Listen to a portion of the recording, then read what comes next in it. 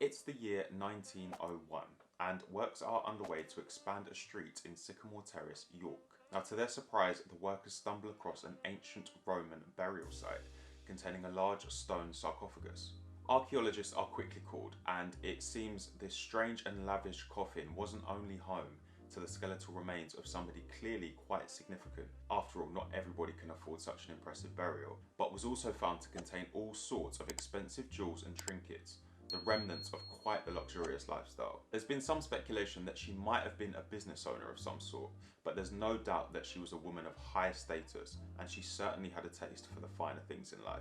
Inside the coffin was a selection of silver and bronze pendants, a blue flask probably used to contain perfume, some blue glass beaded bracelets, amber earrings and ivory bangles from Africa, hence her being known as the Ivory Bangle Lady, as well as a bone which had been inscribed with the words, "Hail sister, may you live in God."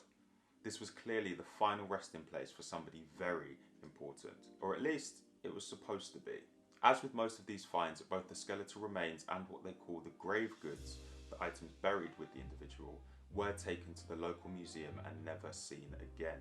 That is until 2010, when the remains were examined in more depth. Analysis of her bones confirmed that she was alive in the early 4th century during the Roman Empire. Now this had been assumed based on the items that were found alongside her, but curiously, after analysing her skull structure, it was determined that the Ivory Bangle Lady was in fact of North African descent, and her bones were in as pristine a condition as you could hope for. Despite her life ending somewhere between the ages of 18 and 23, there seemed to be no evidence of a physically painful or traumatic death. In fact, there were no signs that she had lived any kind of strenuous or laborious life in any way at all. On the contrary, it's thought that the Ivory Bangle Lady was a well-travelled and highly respected member of high society. It's thought that the Ivory Bangle Lady would have been born and spent her childhood in the west of Britain, and there are some suggestions that she may have emigrated to Britain from the Mediterranean. Of course, being buried with such a wide range of items which themselves originate from across the empire would point to her being someone who got to experience the full vastness of the empire, and that is only confirmed by analysis of her dental records. The minerals discovered in her teeth suggest that her diet would have consisted of far more than the local Yorkshire delicacies, suggesting that she would have spent time all across the empire. Here we have concrete evidence that Africans were not only present in Britain during the Roman Empire, but that it was possible to hold high positions and potentially have a significant amount of power regardless of what you look like. And although the Ivory Bangle Lady stands out because of the wealth that she clearly had in this period, if we're talking just about the black population in Britain during the Roman Empire, she's far from an isolated case. With the help of modern skeletal analysis and archaeological evidence, we can see that Africans well and truly had their place in the ancient Roman world. Looking at large Roman burial sites in York, Gloucester and Winchester, we can see the significant number of people who originate from North Africa. In fact, around 10% of people in York at that time would have been of African descent, and up to 58% would have been of mixed ancestry. These numbers would have been a combination of people who had travelled to Britain at this time and those who were born here of African heritage, just like the Ivory Bangle Lady. If we go all the way down to Beachy Head in East Sussex, we can also find the very aptly named Beachy Head Lady.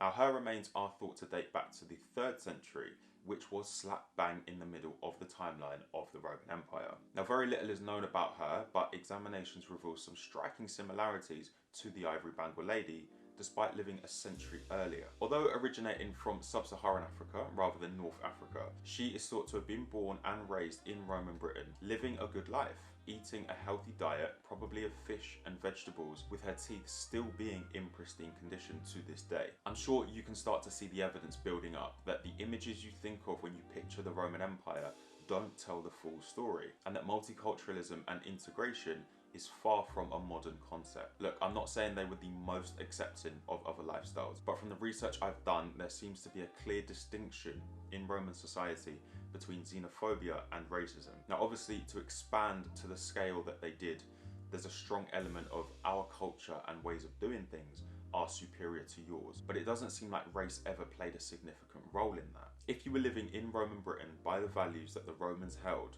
there wouldn't be any prejudice against you based on the colour of your skin. So who was the Ivory Bangle Lady? Well, it's likely that her remains were only so well preserved because of the amount of wealth that she had.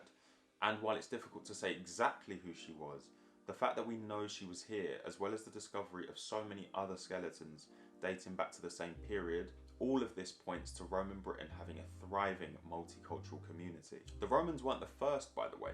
We can actually go all the way back to the Bronze Age with this, but that might be for another video. Now, this is why I wanted to make these kinds of videos in the first place, because it feels like history has just been rewritten on such a massive scale. We have this modern 21st century notion that society is only improving and that people are more conscious of disparities and accepting of equality. Now, if we only focus on modern history, then there might be an argument for that. Again, that's probably a discussion for another video that could go on for a long, long time. But regardless, it's so important to take a step back and look at the bigger picture and look at where society was. Diversity has been a part of Britain for much longer than people would have you believe.